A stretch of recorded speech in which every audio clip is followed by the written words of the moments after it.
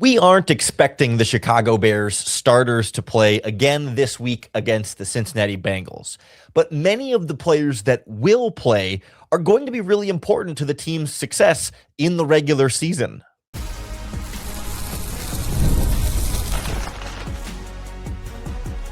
You are Locked On Bears, your daily Chicago Bears podcast.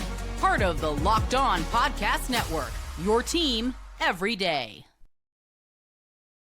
This is Locked On Bears, and I'm your host, Lauren Cox. I'm here to bring you your daily, in-depth Chicago Bears news and analysis. Today's episode is brought to you by KALSHI. For a limited time, download the KALSHI app and use our promo code LOCKEDON to get $10 when you trade $10.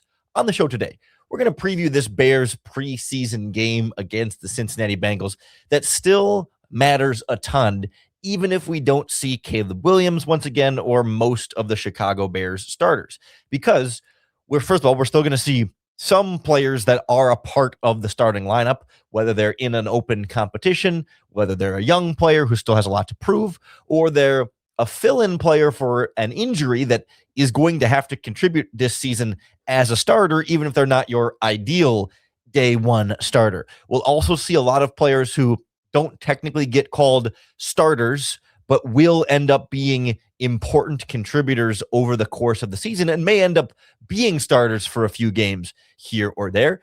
And we also need to take stock of how often we see breakout players in the preseason end up helping a team a lot later down the stretch, and how it gives us an extra long look at the future of the Bears roster with draft picks like Logan Jones and Sam Roush that are going to play a lot more in this preseason game than they will in any individual regular season game. So there's a lot to break down from this contest against the Bengals. Yesterday on the podcast, we talked about how important the joint practice was because of how much involvement it was for the starters and some of the tests that they're going to get. But that doesn't mean that the preseason game is then therefore meaningless.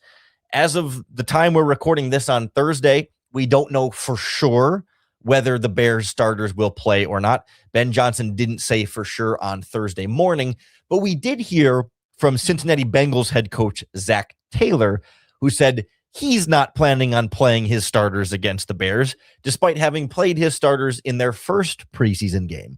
And so we can deduce that Ben Johnson may not want to play his starters against the Bengals if the Bengals won't have their starters out there to match the Bears starters. We don't know that for sure. And last year, Ben Johnson did use his starters in the second preseason game after not using them at all in the first preseason game. And I do believe Ben has some interest in wanting to see his starters out there, but he has also said he doesn't necessarily need Caleb Williams to play preseason snaps if everything else goes well at practice and they feel like he'll be ready for week one, potentially without those preseason snaps. He was very complimentary of the progress Caleb Williams has made when he talked on Thursday morning. So our circumstantial evidence points to, more likely than not, we do not see Caleb Williams on Saturday, and we're not likely to see many of the players that sat out the first preseason game against the Cleveland Browns. But it's worth noting that in that first preseason game against the Cleveland Browns, it was not zero starters taking the field for the Bears.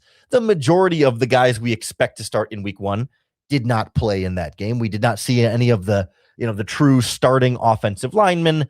Really, offensively, none of the actual week one starters played, although it was at the time a competition for starting left tackle between Karan Amagaji, the former third-round pick, and Jedrick Wills, the free agent signed this offseason.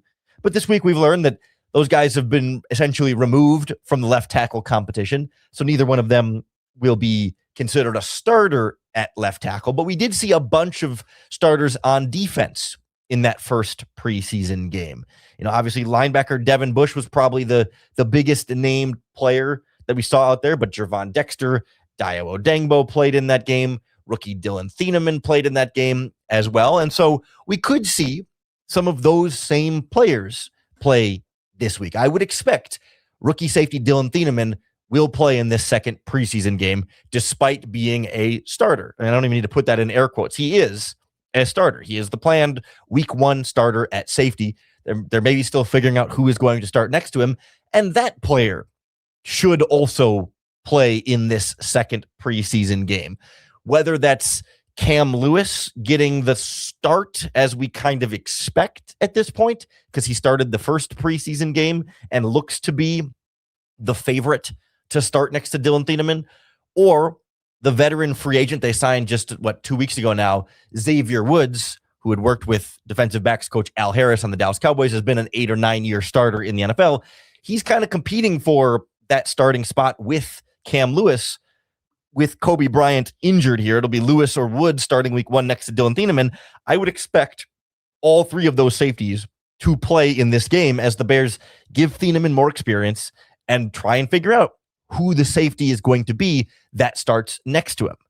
Technically, Cam Lewis and Xavier Woods are both kind of backup safeties because you would want Kobe Bryant to be your week 1 starter if he was available, but he's not.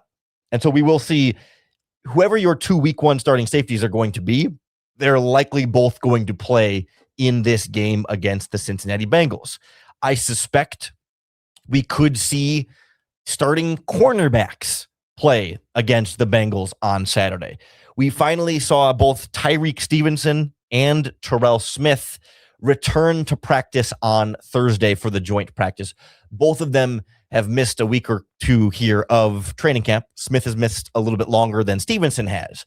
And so I would imagine if they're 100% healthy and ready to go, that they may want to give them some preseason game reps. That is still a competition at the second starting cornerback spot opposite of Jalen Johnson. And given that neither of those guys was able to play in the first preseason game, and given that they've missed a bunch of practice reps, I could see Ben Johnson and Dennis Allen wanting to see Stevenson and Smith out there as your quote-unquote starters in this preseason game. No reason to play Jalen Johnson. Obviously, we haven't seen Kyler Gordon yet, so we're not going to see him. But we'll likely see rookie 4th-round pick Malik Muhammad as your starting slot cornerback in this preseason game. And if that continues, he may be your week 1 starting slot cornerback. So another week 1 starter who's going to play in this preseason game, despite the Bears not playing their starters kind of by definition there. And then we bring it back to the left tackle battle, where now that Braxton Jones has returned from injury, we're seeing him and last year's kind of upstart star Theo Benedette rotate those first team reps at left tackle. So far, we don't know what the plan is for Saturday's game in that rotation, but I would suspect that given that they're still trying to figure out who's going to be the starting left tackle, we may see both of those guys in this second preseason game, despite not seeing any Braxton Jones in the first game because he was hurt, and Theo Benedict played exclusively right tackle in the first preseason game. But I would think that even if you have the rest of the backup offensive line in there, you want more opportunity to see both of your left tackle options play against a real opponent as you're trying to figure out who the better player is for your starting lineup. Now, all the reports out of the joint practice was that Theo Benedict struggled in that one against the Bengals, and that this is very much still Braxton Jones's job to lose.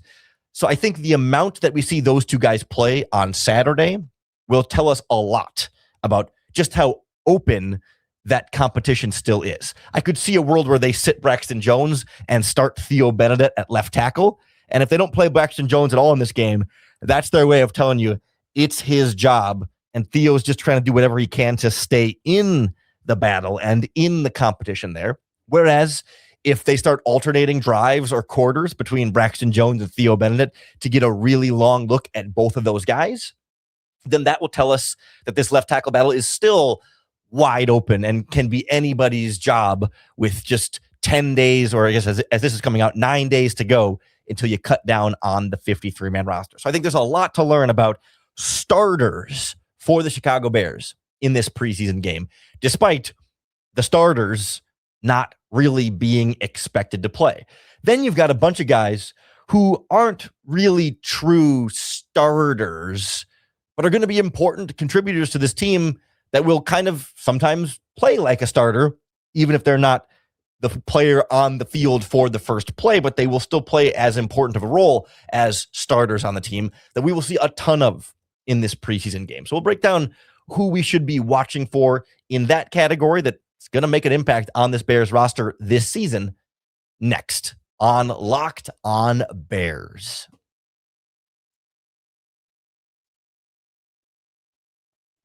This episode of Locked On Bears is brought to you by 5 Hour Energy.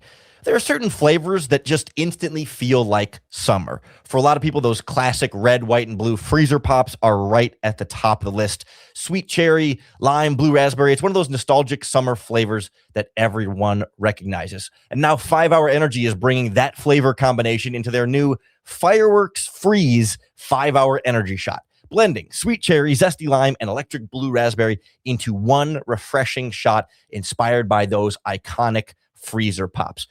Or if you're someone like me who just loves the classic grape 5 Hour Energy flavor, they've got that in all the original flavors available for you too. But why not try something new this summer with a taste that feels like summer, that brings you back to sitting by the pool or, hanging out with friends, riding bikes, going down to your local grocery store or ice cream shop to getting that freezy pop flavor. Ignite your taste buds with the flavor of summer. Get a Firework Freeze 5 Hour Energy Shot today.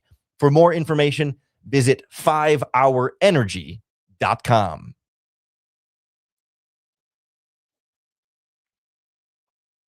So while we'll only see a handful of week 1 starters against the Cincinnati Bengals by all expectations, we will see a lot more players that don't fall into the category of starters, but are absolutely important contributors that we will get to see a lot of and evaluate, just what the Bears have in some of those important contributors there. And I think at the very top of the list is the defensive line for me. That we know your 4 starters are going to be Montez Sweat, Grady Jarrett, Gervon Dexter, and then I suppose it's a little bit more of a question on the other side, but by all accounts, Dayo Odeyingbo is going to be your starting defensive end opposite Montez Sweat, especially in first downs, like base packages. When you're expecting a run, Dayo Odeyingbo is going to be on the field. But then in passing situations, and which can happen as early as second down, Austin Booker is going to be a major important player on this Bears defensive line.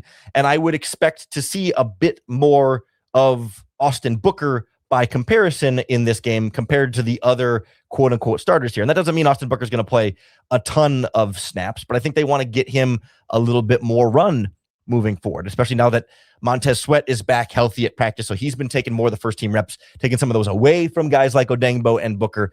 I would expect to see a little bit more of Booker there. I was hoping we'd get to see new free agent signing Marcus Davenport make his Bears debut in this preseason game.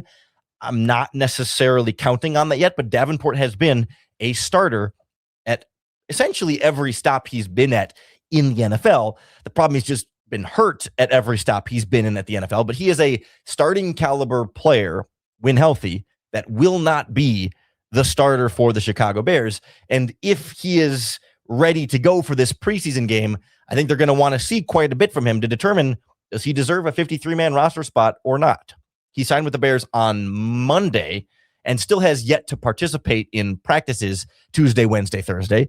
So I'm not holding my breath that he's going to take the field. But when you have a guy who's had a 9-sack season before, who's not one of your starters, I want to see him out on the field. And I want to see him in the preseason game showing us whether or not he can contribute that, or whether you're better off with a young player that you're trying to develop at that position, like Jamri Chroma, who we saw break out in the first preseason game. And then, of course, on the interior, all of the defensive tackles the Bears keep on the roster are going to rotate and have a big impact.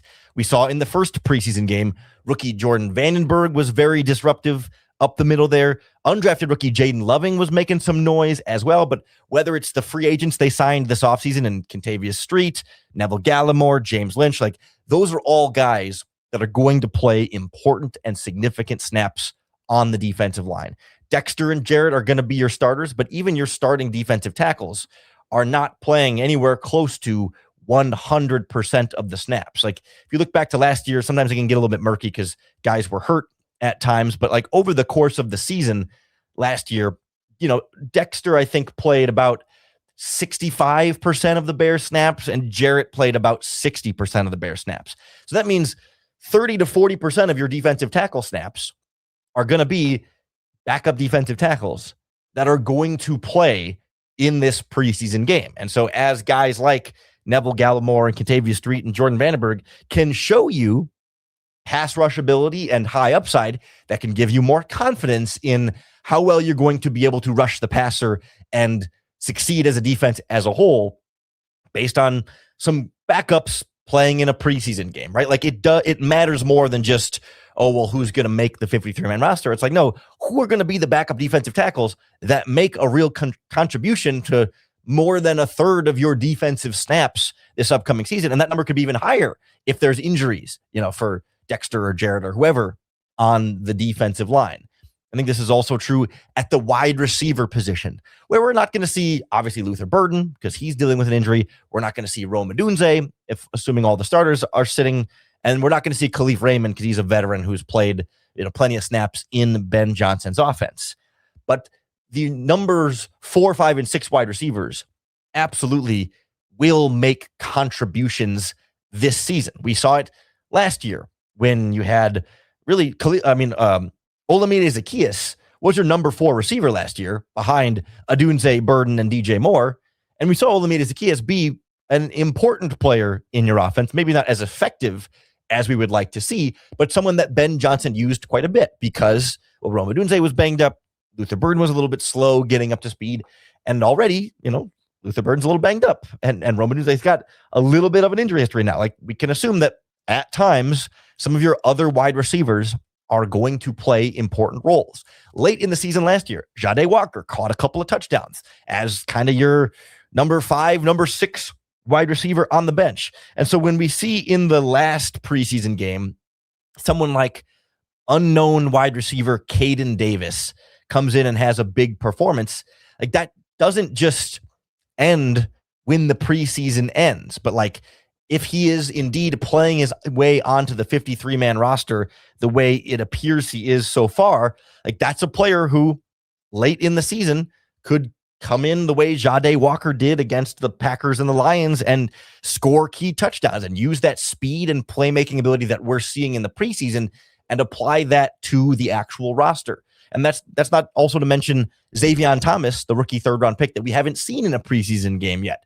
We'd love to see what he's able to do offensively to make an impact in this game because they want to be able to use that speed in the offense this season. Like, these are players catching passes from Caleb Williams with the first team in training camp practices. So let's see what they can do, even if it's with the 2nd or 3rd string quarterback in the preseason game against the Cincinnati Bengals. The last position group I'll throw in here, admittedly, is a little less easy to get excited about, but I can't emphasize enough how important backup offensive linemen are. When you look around the NFL, your 6th and 7th offensive linemen after your starting 5 will play significant snaps. Every season, every team's 6th and 7th offensive linemen play sometimes as many snaps as your number 4 receiver, as your number 3 tight end, like as your number 3 running back. Like, they actually are really important players because, as we've seen in Chicago, Braxton Jones has a history of not staying healthy over the course of a regular season. We've only seen Theo Bennett for 1 full season, and we haven't seen him play a full 17-game season, kind of in and out of the lineup, more due to play than an injury. But obviously, Jedrick Wills has an injury history. Karana Magaji has an injury history. Ozzie Trapillo is coming off of a serious injury. In all likelihood, the Bears are going to use multiple left tackles this season. We even saw Darnell Wright miss a game last year. Like, you use backup offensive linemen in the regular season. So being able to have that level of confidence in your backup left tackle, in your backup guards, in your backup center, like those are going to be players that we don't think of as important and are never going to be household names. But boy, when you need to throw them out there, you really want to have some confidence that you're not just putting a giant hole or a traffic cone in at one of your offensive line positions, that no, you can get by for a game or two with these backups because you saw them play well in the preseason.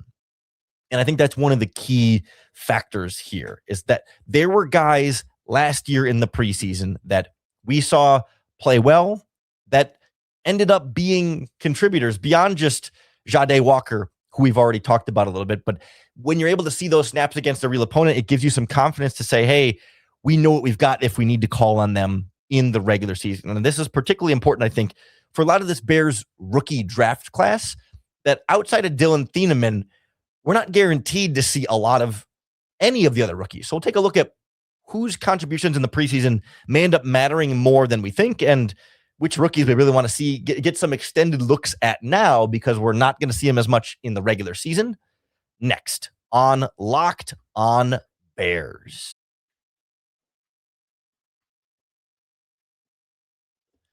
This episode of Locked On Bears is brought to you by KALSHI. Before the season gets rolling, everyone is making predictions. Who's going to win the division? Who makes the playoffs? Who's lifting the trophy at season's end? Well, on KALSHI, America's #1 prediction market platform, you can trade those predictions in a live market. So, for example, if you think the Bears are going to make the playoffs this season, they're currently trading at a 53% probability. So if you trade $100, you're going to pay out $190 in returns if your prediction is right. On KALSHI, you're trading against peers in a live market. So there's no house, and as the probabilities change, you can buy in and out of your position.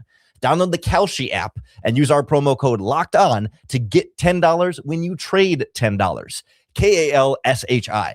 KALSHI. Trade on anything.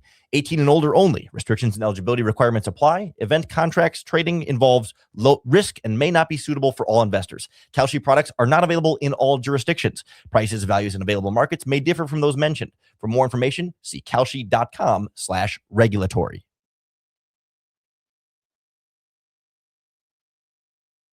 The preseason is our only chance to look at players who we either don't know a lot about or are hopeful that we'll see a lot more of in the future, but just not yet. And it's sort of our preview of what's to come for this Bears roster, because last preseason we saw guys who contributed and play well, kind of previewed what they would be able to do for the Bears later on in the regular season. And it's also our biggest and longest look at where the rookie class stands right now, the high draft picks the Bears used on some players that might not get a lot of playing time right away in the regular season, but maybe more like a year or so from now, we start to see more of, but now we can get a sense of an even better sense of how far along they're coming. Like the big examples that we've talked about before on this podcast, Ja'Day Walker last year, breakout receiver, has touchdowns late in the year. And then last year, Austin Booker was not a household name by any means. Maybe he still isn't a household name, but was not a well-known Bears player entering last preseason. 5th-round pick out of Kansas in his second year, I think, and had like 5 sacks in the first 2 preseason games, and then got hurt and started the year on injured reserve, came back halfway through the season, was kind of slow starting, and then over the final 4 or 5 weeks of the season, had another 4.5 sacks over that stretch. And it turned out the breakout we started seeing in the preseason, when everyone was like, oh, wow, what's he doing? Ended up predicting and foreshadowing what he was going to be able to do later in the season as kind of a breakout player. Or I think back to last preseason, we saw a lot of running back Britton Brown, who none of us had heard of at that point, but he and Ian Wheeler were getting the majority of the carries in the preseason last year. And it was like, all right, some nobody who's not going to make the 53-man roster, of course. But then you get 7 or 8 or 9 weeks into the regular season, whenever it was, DeAndre Swift gets banged up. Roschon Johnson's banged up. Britton Brown gets called up from the practice squad to be Kyle Monungai's backup against the Cincinnati Bengals, and ends up playing a real role in a regular season game for someone who we hadn't even really heard of him much when they called him up off the practice squad. It was like, wait, who's this guy? Oh yeah, he was around in the preseason, I think. Or I think about on the offensive line last preseason, we saw Theo Benedict block pretty well. You know, they still wanted to go with Braxton Jones, but as Braxton Jones struggled, they were like, all right, we saw some things we liked from Theo Benedict, and they threw him in, and he started for 8 or 9 games at left tackle. Like there were, and I think he even played a little bit of right tackle at some point last season too. Like, because we saw some of that in the preseason, sort of our indicator of what was going to come. Same thing with Jordan McFadden on the offensive line, who ended up starting in the playoff game at guard. They didn't really see him all regular season, but it blocked well in the preseason and gets thrown in against the Rams when you needed him most, and he was ready because of what we had seen in the preseason. So, like, I look at this year, and I'm not sure that Jamri Chroma, who had the big game last week against the Cleveland Browns, necessarily is going to be that guy who comes in later in the season and has some big performance, but he'll make the Bears practice squad, and you never know if that opportunity arises for him to get in. But certainly someone like Caden Davis at wide receiver is that guy. A running back like Salvin Ahmed, who's had a couple of nice runs and catches in this first preseason game, is someone who's going to be in that conversation for sure. Beanie Bishop at cornerback could end up playing a significant role, had 2 picks against the Browns in the first preseason game.